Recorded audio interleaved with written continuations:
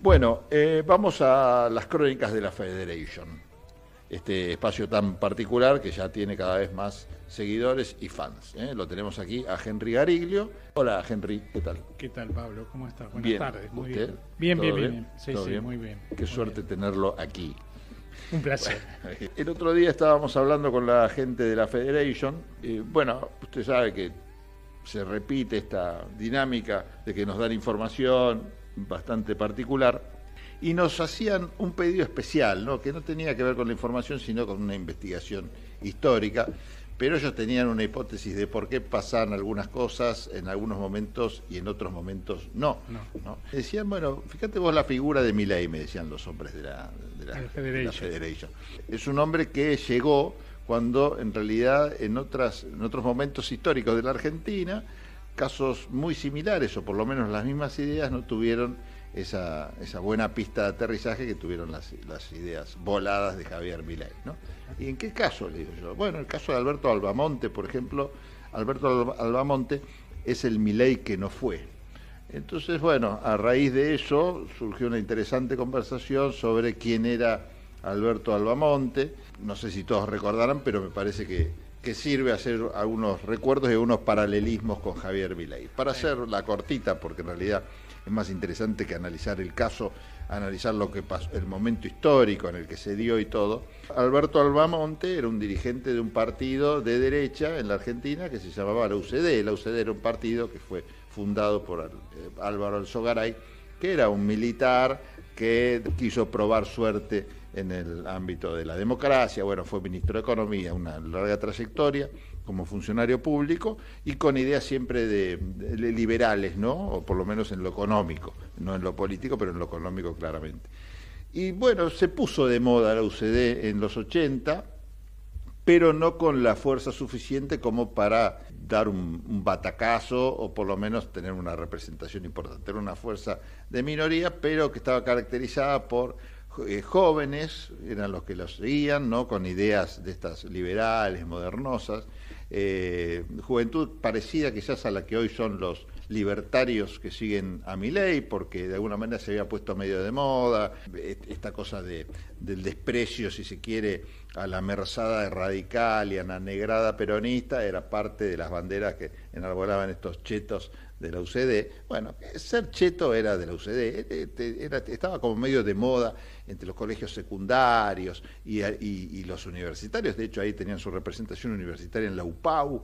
La UPAU era una agrupación que levantaba las banderas de los muchachos de la UCD, que tenían la particularidad, así como los peronistas hacían la B de la victoria, estos usaban el índice y el pulgar para hacer la L liberal, ¿no? Sí. Bueno, pero básicamente Alberto Albamonte era uno de estos hombres, ¿no? Y era estruendoso también, como Milei. Primero tenía un parecido físico en cuanto a los pelos, ¿no? Porque tenía una peluca parecida a la de Jabo, un poco más prolija, ¿no? Más adecuada quizás a la época esa, pero tenía un flequillo así, una cosa, un jopo, no sé. Bien, con esas ideas así de los actuales libertarios, muy parecidas, desguazar el Estado, y hacía algunas apariciones públicas que eran bastante estruendosas, un vivo, digamos, en este sentido, llamaba la atención, a tal punto que, por ejemplo, salía a pasear en algunos, no sé si cierre de campaña exactamente, pero en algunos momentos con un elefante, iba con un elefante, cosa que hoy sería recontra mal visto por las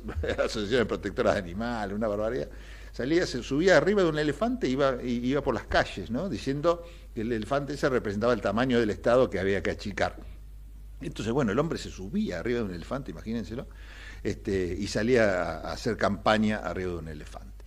Esto es una de las cosas estruendosas que hizo. Después, por ejemplo, también salía con pollos grandes, gigantescos, hechos en Telgopor, porque denunciaba que el gobierno de Alfonsín se había mandado una macana con el tema pollos. Bueno, el secretario de Comercio Exterior, el que sería que era Mazorín, Guillermo Mazorín, bueno, fue señalado como el protagonista de esa macana que se había mandado el gobierno de Alfonsín. Después, bueno, la justicia terminó sobreseyéndolo porque dijo que no había nada, y se decía que Albamonte estaba entongado con Cargill, y en función de esto Cargill, la empresa que que trabaja con el sector de los pollos y en función de esto había hecho esa denuncia.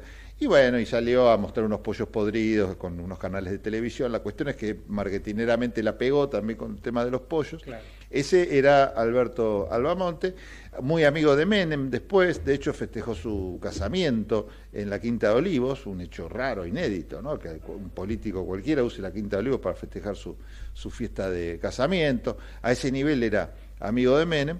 Y dicen que había pertenecido a la policía, que fue sargento de la policía antes de entrar en la política. Un personaje muy particular que gracias a esa amistad con Menem y a la relación que en los 90 generó con muchos empresarios, hizo un negocio también con la gente de Urnequian y se quedó con la franquicia maestra de los conocidos marca de hotelera Howard Johnson. De hecho, hoy tiene la representación de la franquicia maestra, es decir, él es la cabeza de toda la red de Howard Johnson que conocemos nosotros, ¿no? Una cadena hotelera que en algunas regiones del país es bastante raro lo que hacen, ¿no? Porque hacen grandes inversiones y no terminan nunca de desarrollar los hoteles. Bueno, ustedes saben que la industria hotelera, y así como también los casinos y ciertas actividades, a veces está al borde de la legalidad, sospechados en muchos casos de lavado de dinero, en fin, son actividades que cuesta mucho. Bueno, fíjense lo que ha pasado hasta con el caso de Cristina Kirchner, ¿no? Son actividades que se prestan mucho a ese tipo de joda. No digo que sea lo de Howard Johnson ni el caso de Albamonte, pero ya que estamos hablando de industria hotelera y este caso particular que se da en Mendoza, ¿no? Que es que Howard Johnson con esta situación de que no se desarrolla nunca y la inversión es grande y está hecha, bueno, uno tiende a sospechar algunas cosas. En fin, ese es Alberto Albamonte, hoy convertido en empresario que no se dedica nada más al tema empresario, sino que también opina sobre política y sigue ahora, bueno, está más libertario que nunca, pero de alguna manera para nosotros, y lo que nos dice la Federation es que es el Milei que no fue, porque el discurso era el mismo, la forma de hacer política, la forma de atacar a los políticos era muy parecida.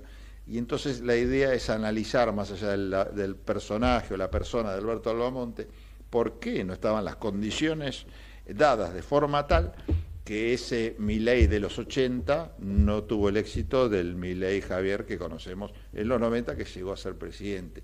Y una de las razones, y ya ahí termino, Henry, me parece a mí, y por lo menos es lo que nos indicó la Federation que comentemos, es que tiene que ver con los liderazgos políticos existentes en ese momento, ¿no?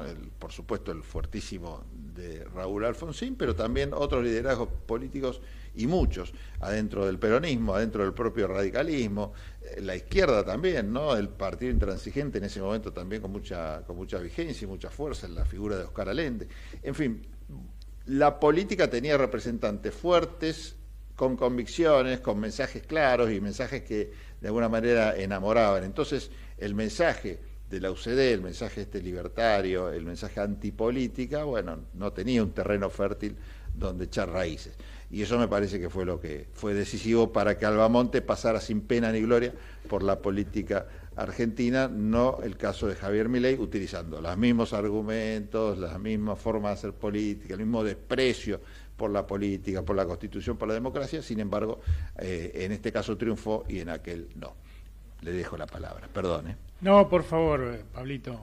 Bueno, no, sí. Mentira, ahora te interrumpo cada 2 minutos. No, quería recuperar la figura de Álvaro Alzogaray, ¿no? Que fue durante muchas décadas el referente de la izquierda, digamos, democrática o disque democrática. ¿De la qué? Perdón, de la derecha, de la derecha democrática. Un raro fallido, sí.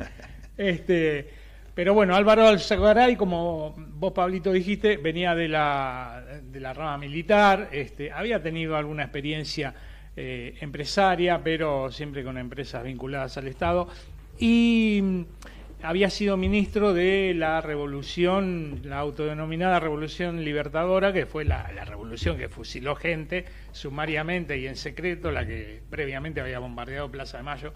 Bueno, Álvaro Alzogaray forma... la que le dicen la fusiladora. La fusiladora, claro, le dicen, desde el otro lado de la grieta. Álvaro Alzogaray fue justamente ministro de Economía del ajuste que viene inmediatamente al derrocamiento de Perón. Y de él queda una de las frases más célebres de la política argentina, que es hay que pasar el invierno. Es decir, bueno, anticipaba una gran penuria económica que se fue dando después de un periodo de bonanza, y entonces había que pasar el invierno, era el argumento de don Álvaro, para que después se viera el florecimiento de la primavera y los frutos en el verano. Cosa que nunca pasaba, ¿no? Bueno, en los 70 Álvaro Alzogaray después formó parte de los sucesivos gobiernos de Guido, varios gobiernos de raigambre dictatorial, y después trata en los años 70 de insertarse en la vida democrática formando algunos partidos menores, y en el 82 creo, arman la Unión de Centro Democrático, que tenía un análogo, un homólogo en España, que también estaba representado con la Unión de Centro Democrático original, el nombre es de España. Sí. Y bueno, Álvaro Alzogaray toma ese nombre, y como vos bien decías o describías, Albamonte fue un emergente, que tal vez sí, si hubiese tenido redes sociales, el impacto. Ojo, igual no quiero caer en la simpleza de decir que Milei es un producto de las redes sociales, porque se apalancó en las redes sociales, pero el mainstream periodístico le dio un gran plafón, mucha plataforma y mucha visibilidad. Sí. Y sin una cosa sin la otra, no sé si hubiese funcionado.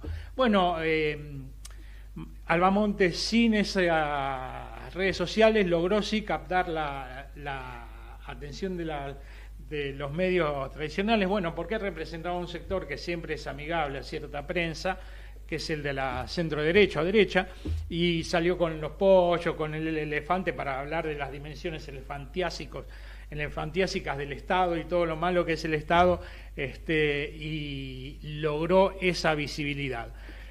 Tal cual es porque todavía vive, pero bueno, era fisonómicamente muy parecido al actual presidente. ¿Y qué pasó? Claro, sí eran en realidad las ideas esas de libertad económica, en cierto modo las había instaurado la dictadura militar, porque nunca perdamos de vista que acá hay algo que no se ha tocado a lo largo de estas 4 décadas de democracia, que es la Ley de Entidades Financieras de febrero de 1977, que le dio absolutamente plena libertad a los sectores financieros para hacer y deshacer, como ahora el RIGI para las inversiones, o como los blanqueos, o como el uso de dólares, un blanqueo con el argumento de que eso iba a fomentar en 1977, mientras masacraban gente, torturaban, robaban bienes de personas, robaban niños. Bueno, en ese contexto había plena libertad financiera gracias a la Ley de Entidades Financieras. Obviamente eso no sucedió así, porque todo el aparato industrial que era previo a la dictadura fue erosionándose. No solo eso, sino que favoreció un endeudamiento muy importante de 8.000 millones de dólares en el 77, se pasó a casi más de 40.000 millones con lo que recibe Alfonsín. Eso generó una crisis de deuda a futuro. De esto nunca se habla. O sea, acá el problema es el costo argentino, la carga impositiva que puede ser, el costo laboral. Sí. Claro. Entonces, bueno, esas ideas un poco habían sido representadas por la dictadura, que llevadas adelante, y bueno, Albamonte llega en ese momento donde, como decía Pablo, los partidos tradicionales tenían una fuerte impronta. Bueno, gana Raúl Alfonsín las primeras presidencias de nuestra moderna democracia, y un liderazgo fuerte, un partido muy organizado, histórico, con mucha claridad ideológica, y del otro lado el peronismo. Bueno, lo que sucede es que cuando hace crisis el radicalismo con Alfonsín, había una posibilidad de alternancia, ¿no? La alternancia democrática, que está estudiado desde la ciencia política. Entonces, bueno, no se logró con el plan A, el electorado va al plan B. Entonces surgió Menem promoviendo la revolución productiva, como un peronismo más tradicional y arraigado a sus raíces, y entonces el electorado, ante lo que juzgó como un fracaso, ¿no?, de lo que fue el alfonsinismo, se fue al peronismo, que terminó con Carlos Menem firmando un acuerdo con Bunge-Ibón, claro, y abrazando nuevamente las ideas del ultraliberalismo económico. Sí, lo que es interesante, perdóname, acá sí, agrego solamente para que siga nomás, es que la gente no votó esas ideas en realidad. No, porque no, es verdad. Eso es algo distinto a lo que pasó ahora, ¿no? Porque Sí, cuando lo votan a Menem, votan a un Menem que prometía una cosa claramente distinta a la que terminó siendo. Después, por supuesto, gracias a los medios de comunicación, que de alguna manera suavizaron esta contradicción terrible que entre lo que Menem prometió y lo que Menem terminó siendo, bueno, la cosa pasó, ¿no? Y pasó, y ese discurso caló profundo también en la sociedad, que bancaba todo el tema de las privatizaciones, bueno, todo ese liberalismo económico a ultranza, que era bien la matriz de la UCD, que nada tenía que ver con el programa de Menem. Siga nomás, perdón. Sí, bueno, la UCD entonces finalmente se queda sin argumento, porque el que estaba llevando adelante sus ideas era el propio Carlos Menem, que se supone que era el referente del peronismo. Entonces ahí es cuando Menem termina cooptando a la UCD, Álvaro Alzogaray, su hija María Julia, que fue de las pocas que terminó presas por la gestión del menemismo. Alvarito Alzogaray, el hermano de María Julia, otro de los hijos de don Álvaro, y al propio Albamonte. Y Adelina de Viola también. Adelina de Viola, tal cual. En bueno, social, creo, ¿no? sí. Una cosa así, sí. Vivienda, una cosa así. Y termina Albamonte fusionado con por eso la amistad con Menem y el casamiento en casa, las segundas nupcias de Albamonte celebradas en la quinta presidencial de Olivos. Y Albamonte entonces ahí un poco queda desdibujado, como toda la UCD, ¿no? Toda la Unión del Centro Democrático. Y entonces en 1995 cuentan que cuando él le pide a Menem que no se reelija, que no se presente a la reelección, Menem no le hace caso y se presenta, entonces él, decepcionado, abandona la política y se dedica a la actividad privada. Como José Luis Manzano también, que se dedicó a la actividad privada. Y le fue muy bien. Sí, le fue muy bien. El tema es con Milei es que creo que aquella posibilidad de alternancia que había después de Alfonsín, y que desdibujó a la derecha, las posturas de derecha extrema, tienen que ver por ahí con que el gobierno de Mauricio Macri, que representaba la centro derecha, terminó mal, o sea, la gente no tuvo reelección, bueno.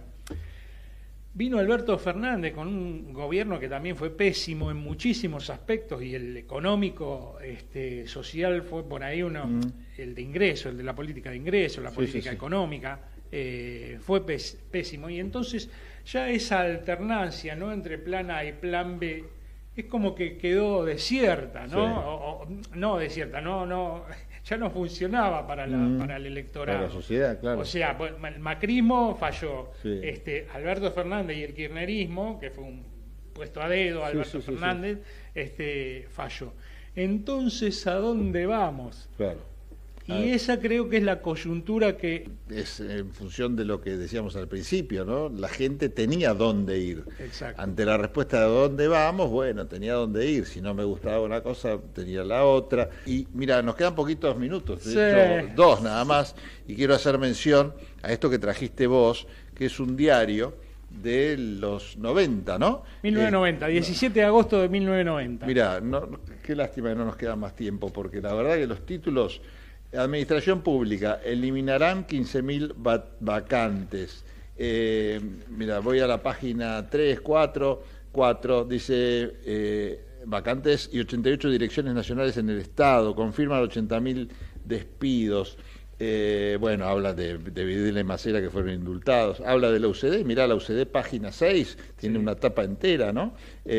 Bueno, todas noticias que bien podría ser ahora, ¿no? Las vísperas, en vísperas de una dura poda, dice el panorama empresario en este caso, bueno, la preocupación de industriales y productores cuestionando la decisión de importar alimentos, temores por el ingreso de lácteos, pollos y embutidos.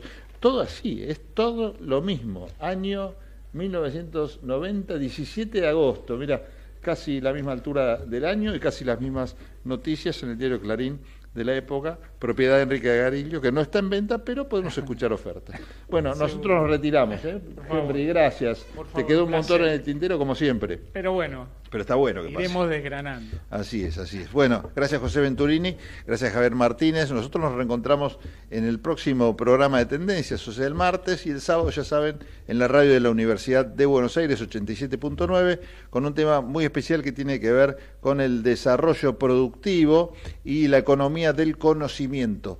Vamos a estar dialogando con gente relacionada al sector, así que un tema más que interesante, y yo creo que por ese lado quizás está la salida a este país que no le encuentra la vuelta. Siguen las protestas en vialidad, en el INTI, en hospitales públicos, siguen los problemas que hemos tratado de hacernos eco un ratito, aunque sea acá en el programa. Chau, hasta el martes que viene.